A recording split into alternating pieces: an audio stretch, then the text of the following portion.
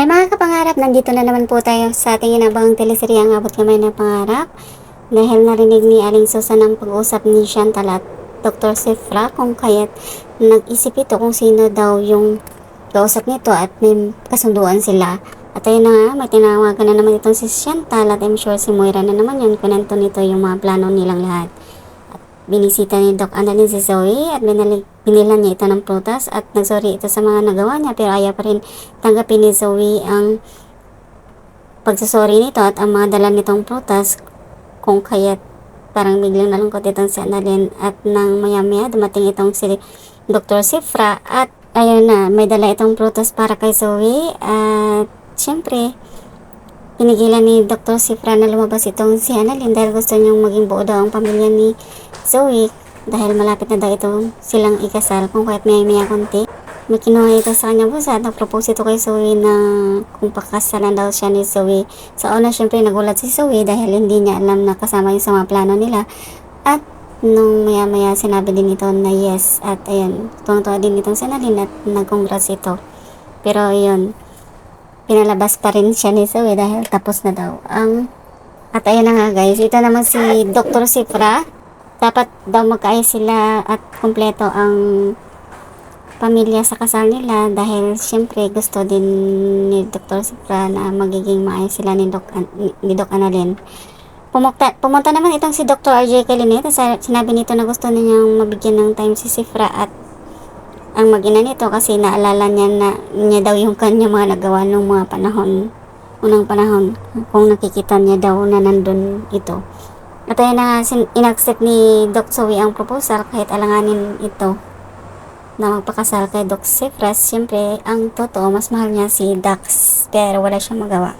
At ayun na, dahil may dala itong si Dr. Sifra na something, makinuha ito sa kanyang bag, sinabi niya na mag-celebrate daw sila dahil sa nag-propose niya kay Zoe at inaccept daw ito. At ayun, may dala siyang OB ice cream at biglang nagulat itong si Annalyn kung kaya't nasabi nito na kung kilala niya daw talaga si Zoe, hindi daw kumakain itong si Zoe ng OB ice cream at lalo lahat ng klase ng OB, kung kaya't natamimi din itong dalawa at sabay nag-congrats na lang si Doc Annalyn at lumabas na ng kwarto pero may pagdududa.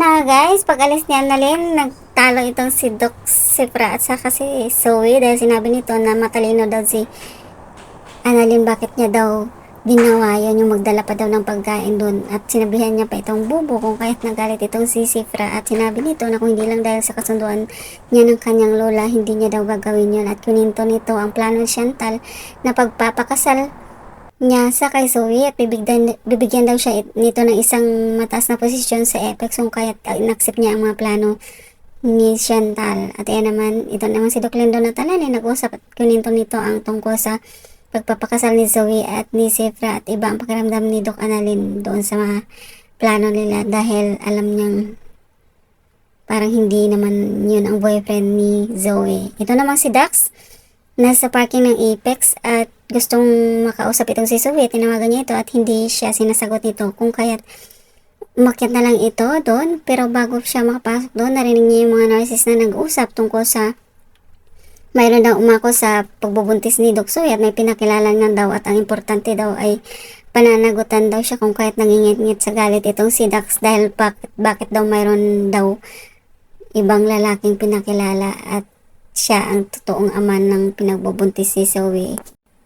At ayan na nga guys, pumasok itong si Dr. RJ doon sa room ni Doc Zoe dahil dala nito yung discharge paper na inasikaso nito para makauwi na itong si Zoe. At bago yung nag-usap sila nila si Doc Sifra at sinabi nito na papakasalan niya daw ang kanyang anak at sinabi na din ni Doc Zoe na pumayag na daw siyang papakasal sa kay Dr. Sifra. At ayun na nga, wala nang magagawa si Dr. RJ kundi siyempre naging okay na sa kanya at siyempre para sa kanyang anak kahit papano pinanagutan ito ng isang descending doktor.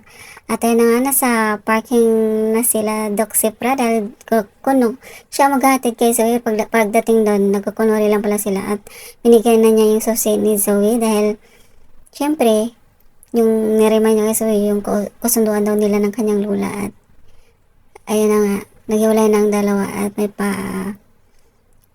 halik pang nalalaman itong si Sifra dahil syempre may binulong ito kay Zoe at ayun na nga pag lingid sa kanilang kaalaman pag alis ni Sifra biglang nandun si Dax at sinabi nito na mag-usap daw silang dalawa at ayun na nga pumasok sila doon sa isang bakanting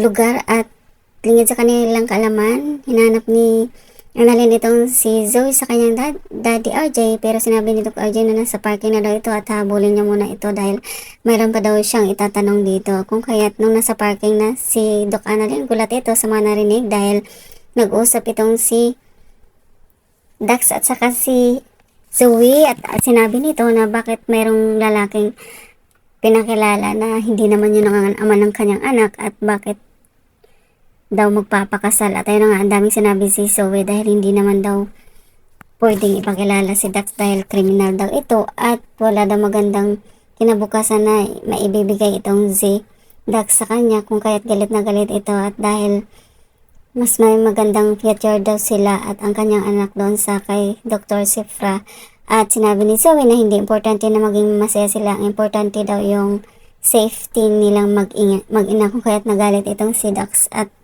syempre, sinabihan niya si Zoe na talagang mahal niya ito at bakit sa iba ito magpapakasal. At tayo na nga guys, abangan niyo ang susunod na kabanata. Syempre, lahat narinig yun ni Doc Annalyn at I'm sure makakarating yun sa kanyang tatay. At abangan ang paglapit na naman ng isang kriminal kay Dr. Annalyn. I'm sure si Dax din yun at siguro gusto niya lang makausap si Doc Annalyn. Ayan. Thank you so much for watching guys. Please don't forget to like, subscribe, and press the bell button for you to notify on my next video. Thank you and babush! Hindi mo siya nakangkit ko.